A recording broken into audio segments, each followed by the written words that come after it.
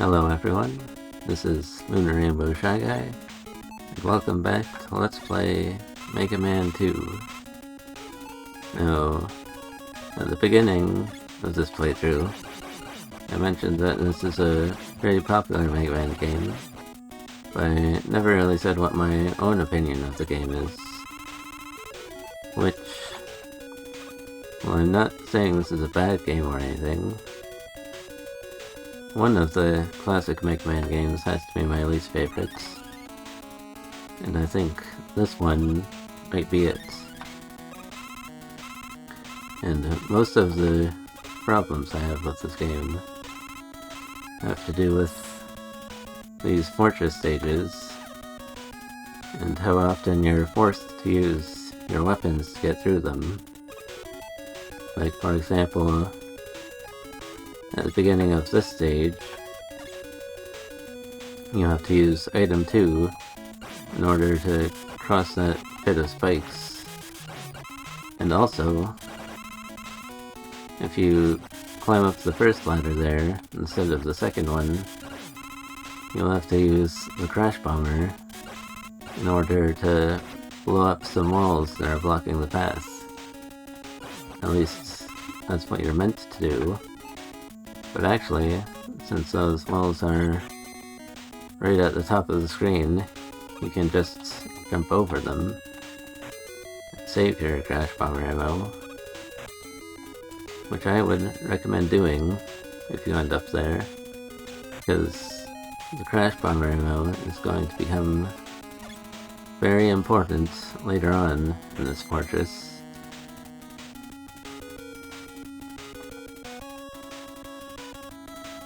But anyway, we're coming up to the boss of this stage, an empty room, except the walls form into these enemies, which will chase after you. Now their movement is pretty simple. They just move for a bit and then stop. But they move at varying speeds, so you have to watch out for that. And also, if you're standing in the wrong place at the wrong time, a piece of the floor can come out from under you and damage you. However, the center two tiles are safe, and any tiles that have already formed into an enemy are also safe. So as long as you watch where you're standing, you can avoid getting hit that way.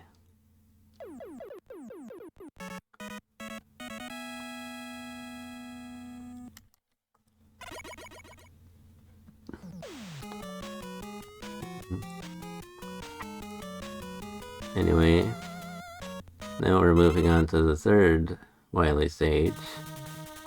And at the beginning of the stage, there are some items you can pick up, but they're behind walls that can only be destroyed with the Crash Bomber.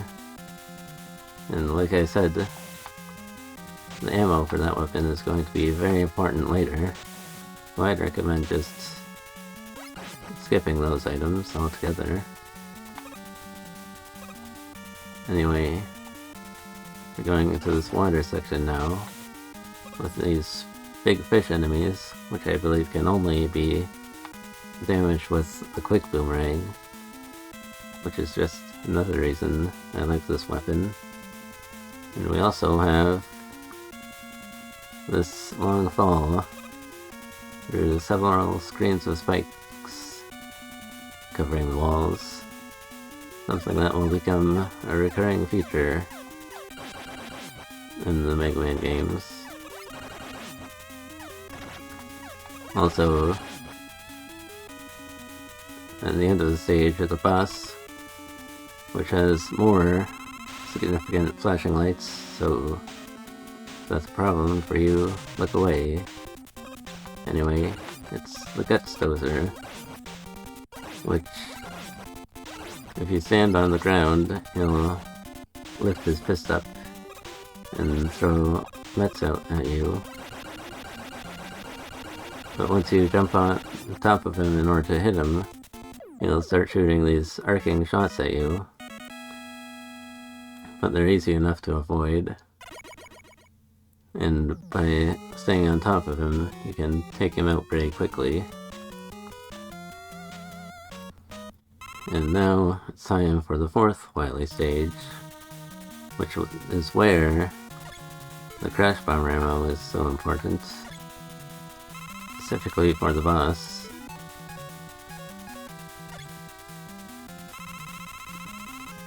Which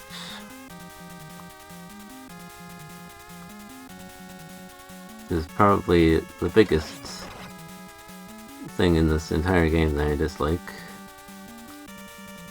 But first we have to get through this stage. If I can stop getting shot by this Met. Okay, let's just... No, not like this. No, I'm just gonna stop trying to dodge and just run right through. Anyway, now that that's done with, the gimmick of this stage is these fake floors, which might seem troublesome, but by using the bubble lead, you can reveal where the fake floors are, which can be quite helpful, especially on this screen, where there's a pit of spikes, where there's obviously going to be a hole somewhere. Anyway, as I was saying, the boss of this stage is quite possibly one of my least favorite bosses, not just in this game, but in any video game. You have to use the Crash Bomber against it, and if you die,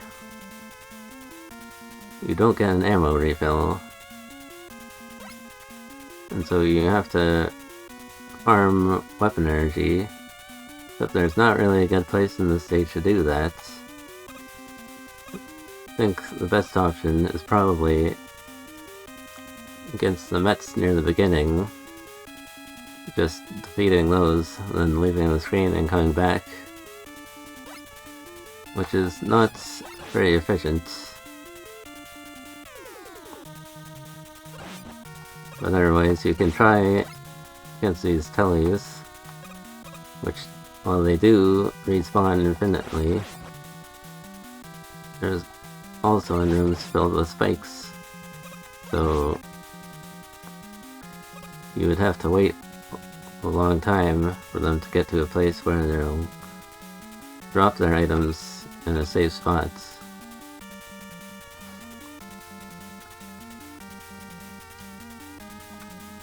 And then, after that, there's the Sniper Joes here. But with how bulky these guys are, that's not really a very good idea either.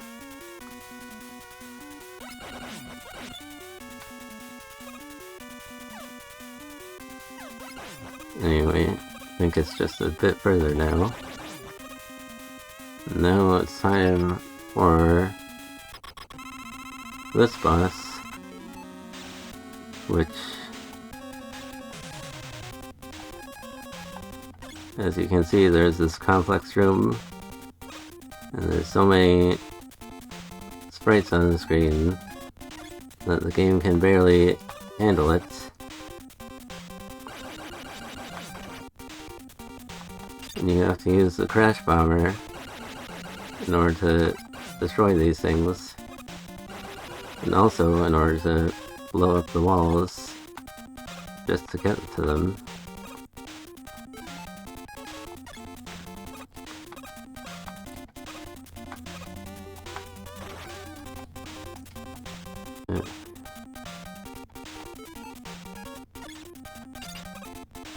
One trick you can do is by precisely placing a crash bomb there, you can destroy one of the enemies and blow up a wall with the same shots, letting you beat this boss with only 6 shots instead of having to use all 7.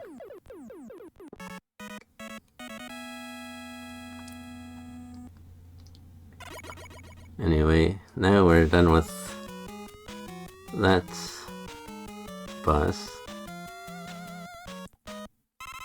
It's now time for the final stage with the boss rematches, where I'll get to use their weaknesses to defeat them much faster. Like against Heatman here, the bubble lead does a lot more damage, so you don't have to sit through his invincible counterattack nearly as many times. And here's Airman, who's weak to Woodman's weapon, the Leaf Shield. Except the tornadoes will block your shots from the Leaf Shield, so you do still have to wait for him to jump over to you before you can really hit him with it. Now here's Woodman, who's weak to the Atomic Fire, which defeats him in just 2 shots, which is certainly way faster than fighting with just the Buster. And here's Bubble Man, who's weak to the Metal Blade, which, since you can aim it, lets you attack him without having to jump into his line of fire. And here's Quick Man, who you might notice I'm just using the Buster against him. That's because he's weak to the Time Stopper, but using it will only take out half of his health, so you have to do the other half some other way. Here's Crash Man, who, with the air shooter, is easy to hit during his jumps. And here's Metal Man, who people might know is extremely weak to his own weapon, but one thing about the Quick Boomerang I haven't mentioned yet is that if you hold down the fire button, it will shoot automatically, and Metal Man only counterattacks when you press the shoot button. So by just holding it down, he won't attack except when he attacks on a timer. And also, Flashman was there.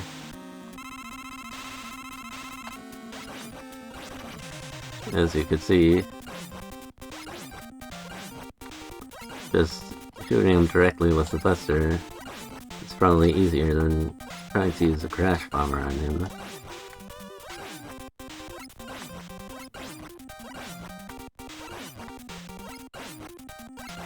Also, I believe the Metal Blade is also just as effective as a Crash Bomber, but anyway, here's Wily.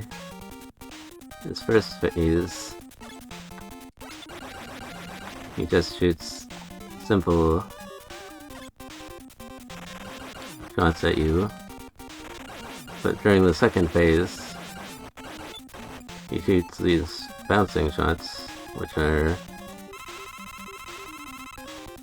pretty difficult to avoid.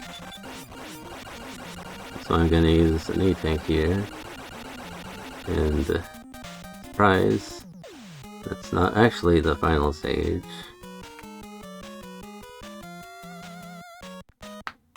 It's time to head for the real final stage.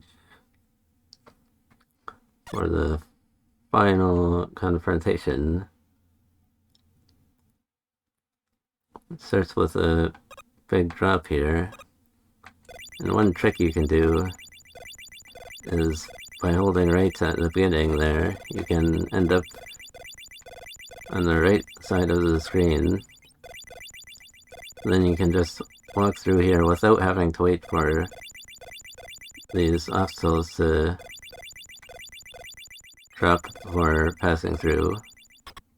But I decided not to do that, just for fun. And now it's time to fight Dr. Wily, who is actually an alien. Also, he's only vulnerable to single weapon, the bubble lead. Anyway, he just flies around a simple figure 8 pattern and shoots at you. But his attacks do a lot of damage, if I recall correctly. Especially if he just runs right into you, which, given the short range of the bubble lead, it's a very real danger. But as long as you're careful, that should be avoidable. And there we go. We defeated Dr. Wily, but it was just a hologram the entire time.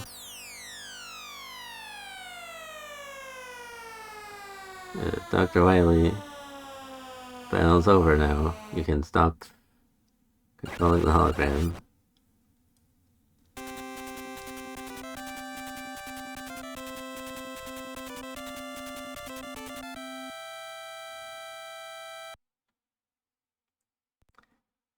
And that is the end of Mega Man 2.